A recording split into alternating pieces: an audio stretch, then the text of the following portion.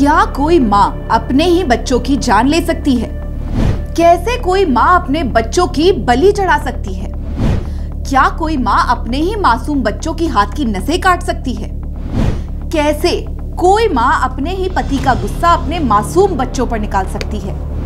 आखिर कुछ तो मजबूरी रही होगी उस माँ की भी। आखिर किसने उसे इतना बड़ा कदम उठाने को मजबूर किया? क्या पति की दहेज की मांग को लेकर बलि चढ़ी एक और महिला, या फिर कथित तौर पर तंत्र मंत्र ने फिरा दिया था महिला का दिमाग? सवाल तो कई हैं, लेकिन इनका जवाब देने वाली अब इस दुनिया में नहीं।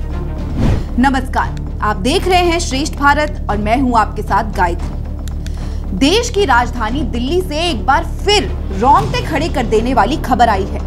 दिल्ली के मुनिरका स्थित एक फ्लैट में कुछ ऐसा हुआ जिसे सुनकर आपकी भी रूह सिहर उठेगी। जी हां, आपको यकीन नहीं होगा कि एक माँ आखिर ऐसा कैसे कर सकती है। कैसे एक माँ अपने ही दो मासूम बच्चों को मौत के घाट उतार सकती है। इन दोनों मासूम बच्चों के हंसते खिलखिलाते चेहरे हम आपको दिखा तक नहीं सकते, लेकिन सवाल अब भी वही है, कोई कैसे इन मासूमों की जान ले सकता है, वो भी ऐसा इंसान जिसने खुद अपनी कोख में 9 महीने पाला हो। वाकई ताजुब है। तमाम सबूत ये कहते हैं कि इस माँ ने ही अपने बच्चों का कत्ल किया है, लेकिन यकीन मानने को दिल नहीं कर रहा। आखिर क्या मजबूरी रही होगी इस महिला की? क्यों इस महिला ने खुद अपनी हंसती खेलती गृहस्थी को बर्बाद कर दिया? ऐसी क्या मजबूरी थी जो उसे जिंदगी से आसान मौत लगने लगी? क्यों उस महिला ने बच्चों को मारने के बाद खुद भी मौत को गले लगा लिया? दिल्ली एक बार फिर बदनाम हो गई है। एक बार फिर दिल्ली में एक बेटी ने अपनी मजबूरियों के चलते मौत को गले लगा लिया, और ना सिर्फ खुद को बल्कि अपने साथ 2 छोटे छोटे मासूम बच्चों को भी मौत के घाट उतार दिया। मुनिरका के उस फ्लैट में जो भी घुसा वो वहां का मंजर देखकर कांपने लगा। एक तरफ पड़ी 4 साल के बच्चे की लाश, उसके मासूम से छोटे से हाथ से खून बह रहा था। थोड़ी ही दूरी पर 2.5 साल का एक और मासूम बच्चा जमीन पर पड़ा हुआ था। उसकी मौत भी हाथ की कलाई काटने से हुई थी। उससे बस कुछ ही दूरी पर दोनों नन्हे बच्चों की मां की भी लाश पड़ी हुई थी।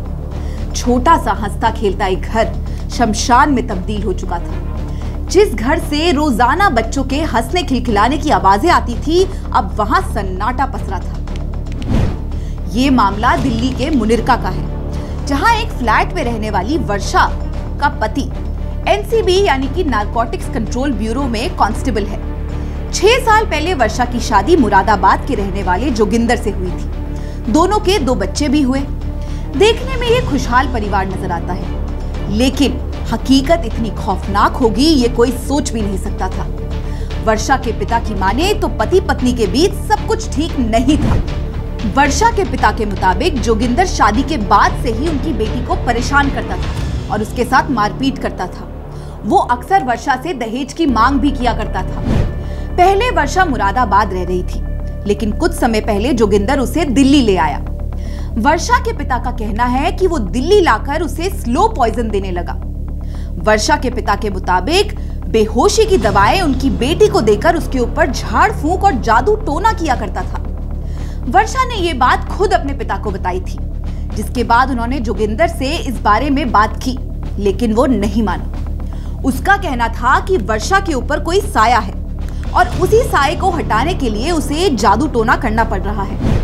वहीं दूसरी तरफ वर्षा अपने पिता को बताती थी कि उसका पति उसके साथ लगातार दिल्ली आकर भी जोर जबरदस्ती और मारपीट करता है।